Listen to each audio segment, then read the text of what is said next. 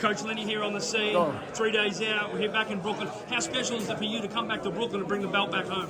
It's very, very special. Like I just said momentarily, you know, it's like giving back to the community, letting the people see, letting the young people that's here see that, you know, that the same way Richardson Hitchins was able to become world champion, they can do the same thing with perseverance, determination, dedication, and persistency. How does it feel 3 days out now? Very heated face-off yesterday, a lot of talk. What do you do to your fighter about all the talk that went down yesterday? I mean, you know, this is the fight game. This is the fight game. They got the testosterone going on and things of that nature. You know, Hitchins is the best. Kambosos, he's battle tested. He's been there before. So you're gonna have that type of confrontation, if you will.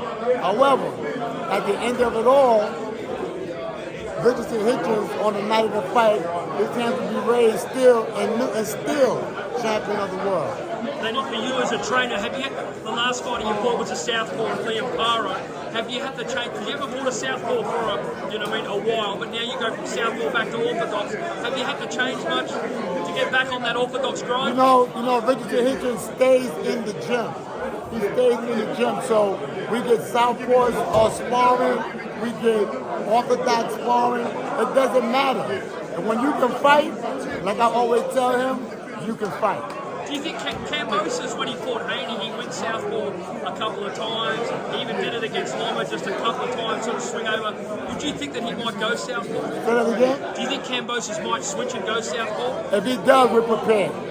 If that's one of his strategies, then that would be a mistake on his part. That would be a mistake on his part. Clearly, after he saw in previous fights how Richardson Hitchins took care of southpaw opponents. So that would be a bad mistake on his part. Lenny, let's talk about, obviously, the world title. If you are victorious and you guys believe that you will, what do you want to do next? You want to continue on fighting here in New York? Is that the plan for you guys? You want to fight here more often? We want to fight all around the world. We want to fight all around the world. That's what titles mean.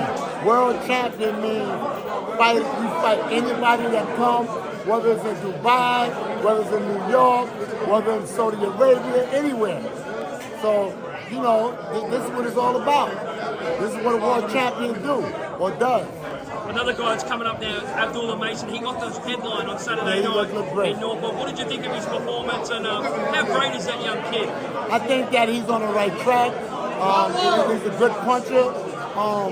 And the world is going to see as he continues to progress, and as long as his team continues to move him in the right direction, I think that he's going to be a force to reckon with in the boxing world.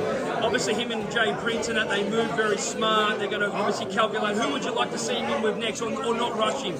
I wouldn't rush him.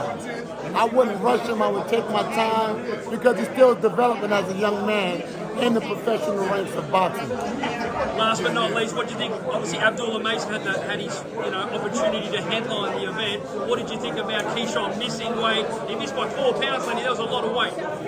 Well, you know, some critics are going to say that he was scared because he knew what he had to do in terms of to make weight to fight De Los Santos.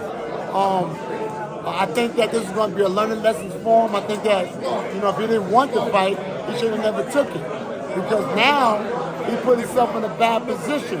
He's in a bad position now. People think he was scared. People think that was unprofessional. He's just in a bad position. And then subsequently, he goes and he fights the guy that beat his brother. I don't respect that. Yeah, what did you think of that, Lenny? And it was on ESPN. It's on camera. I think that he might need a psychiatric evaluation because to do something like that, it's embarrassing. It's embarrassing as a professional fighter. See the press conference tomorrow.